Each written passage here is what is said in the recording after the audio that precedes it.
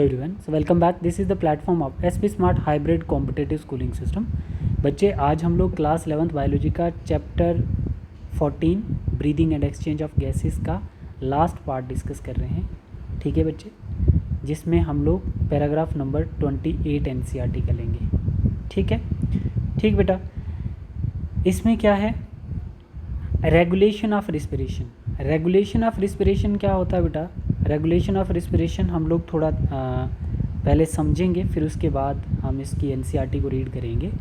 देखो बच्चे, हमारा जो ब्रीदिंग वाला प्रोसेस है वो कौन रेगुलेट करता है? हमारे ब्रेन के 3 इंपॉर्टेंट पार्ट रेगुलेट करते हैं। एक जिसमें सेरिब्रल कॉर्टेक्स आ गया बच्चे, मेडुला ओब्लोंगेटा और पोन्स वेरोलाई रीजन। इन 3 रीजन, ये जो 3 रीजन है बच्चे, ये रेगुलेट करते हैं हमारा रिस्पिरेशन सिस्टम। ठीक है, अब इसमें समझने वाला है रिस्पिरेटरी सेंटर।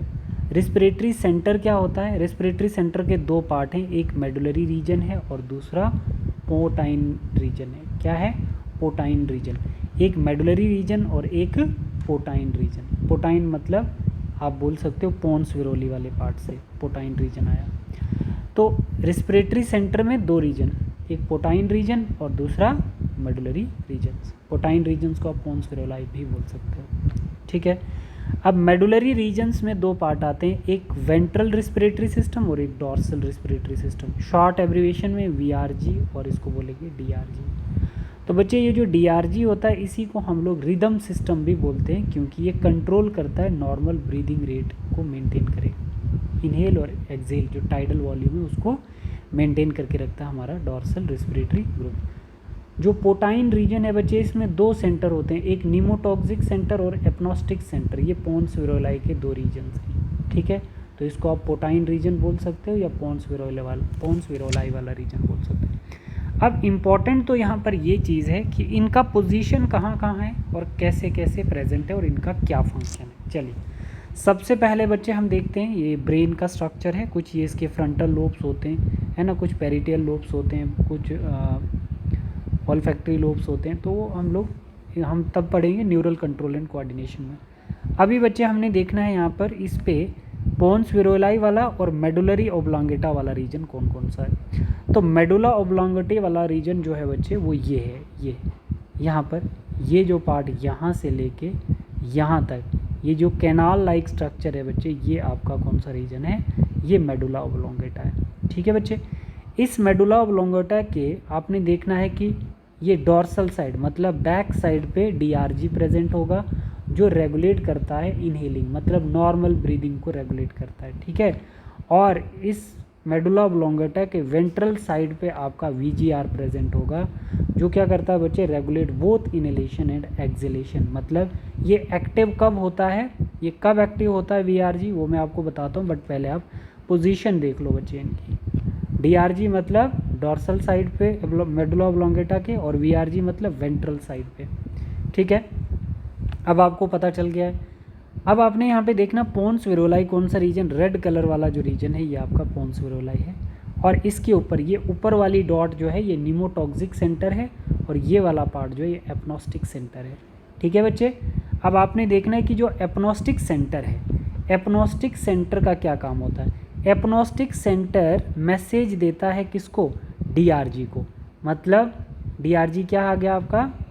डीआरजी की फुल फॉर्म क्या लिखी थी बच्चे हमने? Dorsal respiratory group. डीआरजी की फुल फॉर्म क्या थी? Dorsal respiratory group. अब यहाँ पे आपने देखना बच्चे कि जब हमारा एपनॉस्टिक सेंटर मैसेज किसको देता है? मैसेज पॉजिटिव फीडबैक किसको देता है? डीआरजी को। एपनॉस्टिक सेंटर डीआरजी को मैसेज देता है कि चलिए भाई आप एक्टिवेट कर दो वीआरजी को। डीआरजी तो नॉर्मल इनहेलेशन करता है ना, नॉर्मल ब्रीदिंग के लिए कौन है? डीआरजी। बट जब हम रनिंग करते हैं, तेज़ दौड़ते हैं, एक्सरसाइज करते हैं, तो एकदम से एपनॉस्टिक सेंटर क्या करता है? डीआरजी को मैसेज देता है कि एक्टिवेट करो वीआरजी को, आपको प्रोलॉन्ग्ड ब्रीद करना, मतलब लंबे लंबे सांस लेने, इनहेल एक्सहेल एक्टिव करके लंबे लंबे सांस लेने, क्योंकि रनिंग करोगे तो सांस फूलेगा ना बच्चे, तो जितना सांस फूलेगा इसका मतलब उतनी ज़्यादा ऑक्सीजन की रिक्वायरमेंट है और CO2 को बाहर निकालना है ड्यूरिंग फोर्सफुल ब्रीदिंग, है ना। फोर्सफुल ब्रीदिंग के टाइम हमें वीआरजी को एक्टिवेट करवाना पड़ता है वाया DRG के, और करता कौन है, मैसेज कौन भेजता है, एपनॉस्टिक सेंटर। तो एपनॉस्टिक सेंटर क्या कर रहा है बच्चे, प्रोलॉन्ग ब्रीदिंग करवा रहा है, लंबे लंबे सांस लेने के लिए बोल रहा है VRG को वाया DRG। समझ आ गई बच्चे बात आपको, ठीक है।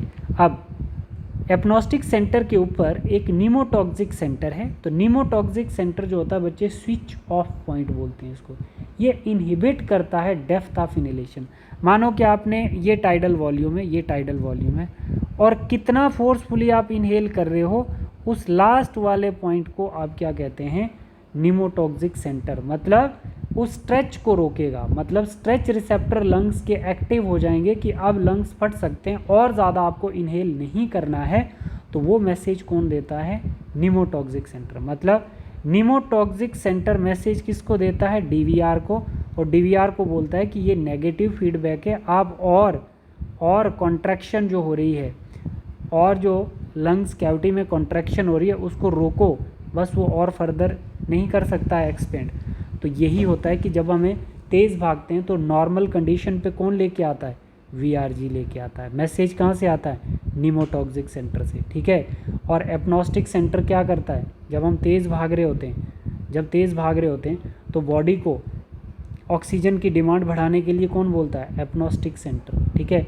और नॉर्मल कंडीशन पे लाने के लिए, नॉर्मल कंडीशन पे लाने के लिए नीमोटॉक्सिक सेंटर किसको बोलता है, DRG को via VRG, via DRG VRG को बोलता है नीमोटॉक्सिक सेंटर, कि अब आपके पास नेगेटिव फीडबैक आ रहा है कि आपको और ज़्यादा इनहेल नहीं करना है। समझ आया बच्चे, ठीक है। तो आपको ध्यान रखना है कि प्रोलॉन्ग्ड ब्रीदिंग कौन करवा रहा है, एपनॉस्टिक सेंटर। और जब आपने लंबे सांस ले लिए, मसल रिसेप्टर जो हैं लंग्स के ऊपर वो स्ट्रेच हो गए कि बस और ज़्यादा इनहेल नहीं करना है, तो नेगेटिव फीडबैक कौन भेजेगा कि अब स्टॉप कर दो, नीमोटॉक्सिक सेंटर। किसको, VRG को, कि और ज़्यादा आपको ब्रीद अब नहीं करना है, ठीक है। तो देखो बच्चे, apneustic centre send signal via DRG to VRG to inhale and exhale, ठीक है, normally. Fast while running exercise, तब जब आप तेज़ एक्सरसाइज कर रहे हैं तो तब एपनॉस्टिक सेंटर DRG के होते हुए VRG को भेजता है कि आपको इनहेल और एक्सेल बस कर दो, ठीक है। एपनॉस्टिक क्या करता है, एपनॉस्टिक तो डिमांड इंक्रीज़ करवाता है, क्योंकि बॉडी को ऑक्सीजन की डिमांड है, तो आप तेज़ सांसें लो। जब हम बहुत ज़्यादा इनहेल कर चुके होते हैं तो तब नीमोटॉक्सिक सेंटर क्या करता है, नेगेटिव फीडबैक भेजता है VRG को कि बस और ज़्यादा आप इनहेल मत करना, हमारे जो लंग्स हैं वो बस्ट हो जाएंगे। Pneumotaxic center send signal negative to DRG via DRG to VRG। तो VRG क्या करना बंद कर देगा, फर्दर इनहेलेशन बंद कर देगा। बोल रहा है कि how feel our brain to perform such activities. हमारे ब्रेन को कैसे पता चलता है कि अब हमें ऑक्सीजन लेना है, अब हमें ऑक्सीजन नहीं लेना है, ठीक है। अभी बॉडी एक्सरसाइज करी, ये ब्रेन को कैसे पता चलता है, in our body small chemoreceptor are present, है ना, which detect the small chemical changes in our body, ठीक है। उन्हीं को हम बोलते हैं कीमो सेंसिटिव एरिया, जहाँ पे वो केमिकल चेंजेस डिटेक्ट कर लेते हैं रिसेप्टर, ठीक है। तो उन एरियाज़ को हम कीमो सेंसिटिव एरिया बोलते हैं। समझ आई। तो अब देखो बच्चे, जैसे हमारे पास क्या होता है बेटा, ये देखना, एक बार इसको पढ़ लो। Human beings have significant ability to maintain and moderate the respiratory rhythms. हमारे पास एक एबिलिटी होती है कि हम अपने रिस्पिरेटरी रिदम को मॉडरेट करें, suit the demand of the body tissue. जितना बॉडी के टिश्यू की डिमांड होगी ऑक्सीजन की, उतना ही हम बॉडी को ऑक्सीजन प्रोवाइड करेंगे। This is done by the neural system. ये सब कौन करता है बच्चे, न्यूरल सिस्टम। न्यूरल सिस्टम का मेडुला ऑब्लोंगेटा और pons varolii, which is the part of hind brain, ठीक है बच्चे। A specialize center present in the medulla region of the brain is called respiratory rhythm. हमने पढ़ा था ना बच्चे, रिस्पिरेटरी सेंटर, ठीक है। Respiratory rhythm center is primarily responsible for the regulation. जो मेडुला ऑब्लोंगेटा है ये हमारा प्राइमरीली रिस्पॉन्सिबल है रिस्पिरेशन के लिए, ठीक है। एनदर सेंटर, एक तो मेडुला ऑब्लोंगेटा, दूसरा another center present in the pons regions of the brain is called pneumotaxic center. इसी को हम पोन्स विरोलाई बोलते हैं। पोन्स विरोलाई में नीमोटॉक्सिक सेंटर होगा, वो मॉडरेट करेगा function of respiratory rhythm centre को। ये भी रेगुलेट करते हैं रिस्पिरेटरी रिदम सेंटर को। ये कैसे, ब्रेन से सिग्नल जाएगा, neural signal from this centre can reduce the duration of inspiration, कि आपको फर्दर इनहेल नहीं करना है, and thereby alter the respiratory rate, या तो आपने रिस्पिरेटरी रेट में कोई चेंज लाना है, बढ़ाना है, कम करना है, तो कौन देखेगा? आपका नीमोटॉक्सिक सेंटर देखेगा। ठीक है बच्चे, ठीक है, ये चीज़ आपको यहाँ पे ये बता रहा है। अब फिर क्या बता रहा है कि हमारी बॉडी को कैसे पता चलता है ना, तो हमने बोला कि कुछ कीमो सेंसिटिव एरिया होते हैं हमारे रिदम सेंटर में, मेडुला ऑब्लोंगेटा में, which is highly sensitive to CO2 and hydrogen ion. ये याद रखना बच्चे। मतलब ये बॉडी को कैसे पता चलता है? कुछ रिसेप्टर के द्वारा हमारी बॉडी छोटी छोटी केमिकल चेंजेस को चेक कर लेती है, ठीक है, और जिससे हमारा ब्रेन एक्टिव हो जाता है। और फिर ब्रेन क्या करता है बच्चे? ब्रेन क्या करेगा कि ये जो CO2, जब हमने हार्ड एक्सरसाइज की है, CO2 और हाइड्रोजन आयन जब अंदर बढ़ गए हैं, इंक्रीज इन द सबस्टांस, ठीक है, जब ये इंक्रीज हो चुके हैं this substance can activate this centre, तो हमारा न्यूरल सिस्टम क्या कर देता है? रिदमिक सेंटर को एक्टिवेट कर देता है, which in turn signal the rhythm center to make necessary adjustment. तो अब नेसेसरी एडजस्टमेंट क्या कि जब बॉडी के अंदर CO2 और H पॉजिटिव आयन का कॉन्सेंट्रेशन बढ़ गया है, तो अब आपको क्या करना पड़ेगा? नेसेसरी एडजस्टमेंट करना पड़ेगा, मतलब ब्रीद फास्ट करना पड़ेगा, more than remove high CO2 H positive ion. ठीक है, तो अब आपको ब्रीद फास्ट करने के लिए क्या करना पड़ेगा बच्चे? ब्रीद फास्ट करने के लिए आपको किसकी हेल्प लेनी पड़ेगी? ब्रीद फास्ट करने के लिए मैसेज एपनॉस्टिक सेंटर से आएगा बच्चे। एपनॉस्टिक सेंटर से किसको आएगा मैसेज? VRG को मैसेज आएगा।